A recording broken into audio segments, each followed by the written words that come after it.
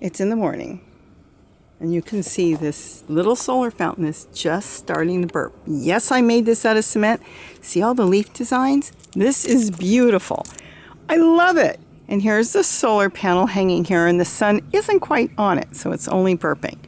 Today, I'm going to talk about something that some of you have asked me about or told me about, because this fountain has been set up for now 1 year and 1 month. And today is the first time I saw a bird ever go to it. That does not mean in any way there hasn't been birds. But if I'm not here at the right time, if I'm not here at the right time, I'm not going to get that fig. I'm not going to see it. Hi, this is Robbie from Southern California, and today I want to talk about solar fountains. You know I have solar fountains set up all over the yard. I've got them on the deck. I've got them hanging now. I've got them everywhere. And let me tell you something. There is really no physical way to be able to see everything going on unless you have a camera set up. Your camera will have to be able to turn on at the activity. And believe you me, I do that. And you know what? It doesn't always catch it when you think it's going to catch it. I have seen hummingbirds go to my hanging fountain, and yet my camera didn't turn on. It didn't know. And they're so quick. A lot of times the birds come into your new fountains, especially when they're not sure about them, and they come in real quick. All these birds zip in, take a drink, and leave. So let's talk about why you haven't seen some of your birds. Number one, you've got to have birds. If you don't have birds, well, it would be like putting out something to feed the mountain lions, and you don't have mountain lions in your area, so they're not going to come, right? We do, but I haven't seen one yet. Heard one day. The point what I'm trying to make is you've got to have birds, and you've got to have a reason that the birds are there. So either you're feeding them, whether it's hummingbirds, putting out a hummingbird feeder with nectar in it, or possibly you're putting out bird seed. And we put out bird seed for the birds as well. Or you've got plants.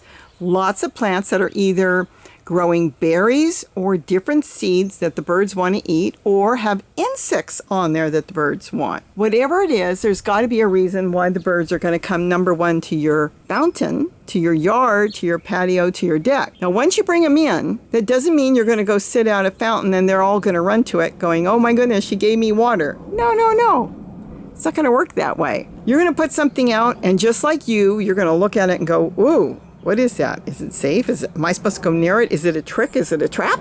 They've got to figure out if it's something safe. Now, it could sit there for an hour, and then all of a sudden all the birds come to it. It could sit there for weeks until birds come to it. But you want to entice them in different ways. Make sure, first of all, that there is a place for them to see it, okay? And as I was going to go through couple different points. Number one, you've got to have birds. Number two, like I said, you've got to have a reason they're coming in. And number three, they have to feel safe.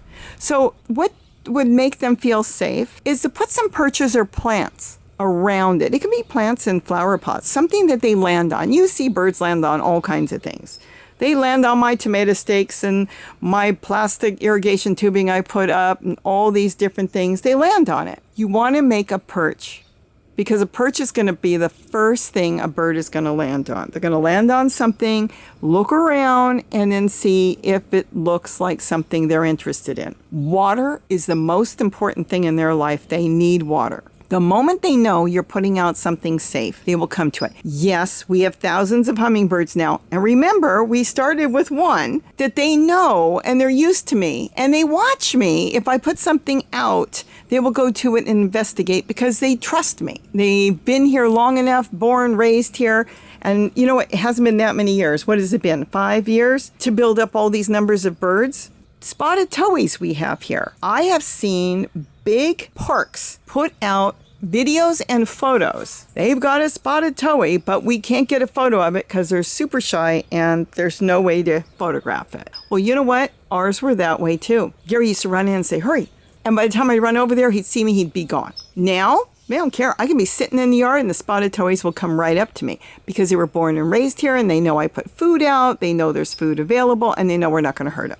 So you've got to build up trust, and you've got to make them feel safe.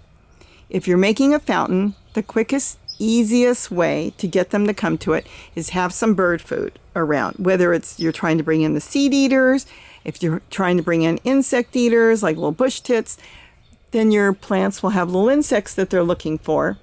Or hummingbirds. It's real easy. It really isn't that hard.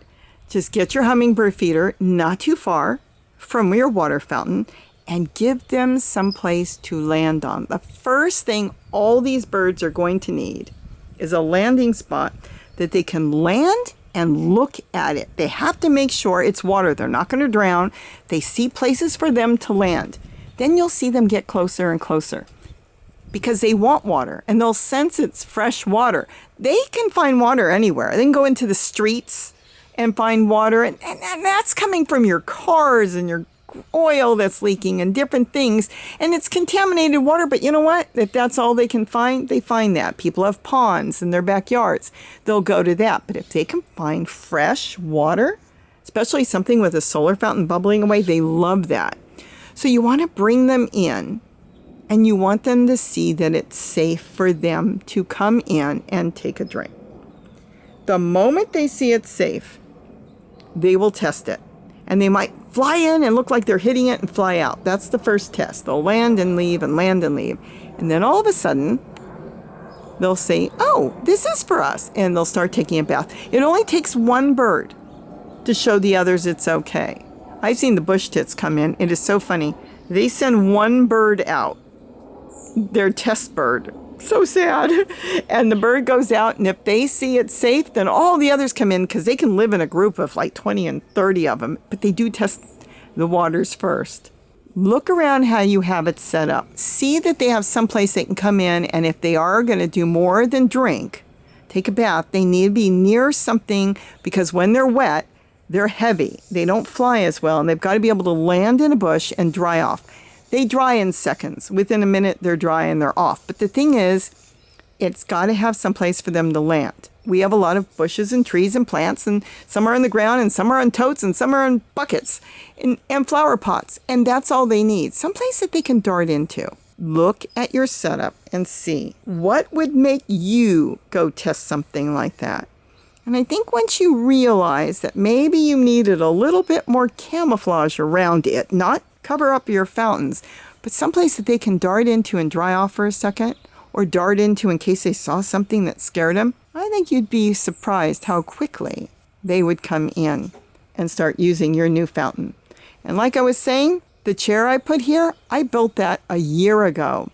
I never saw a bird until today, a year later, just sitting in my rainbow garden. I looked over and a little bird came and took a drink for the first time in a year, and now I know they're using it. So I hope I've given you some ideas on how to set up your fountains so everybody's happy. You're happy seeing them, and they're happy because they need fresh water. With that, have a wonderful, wonderful day, and don't forget to eat what you grow. Bye-bye.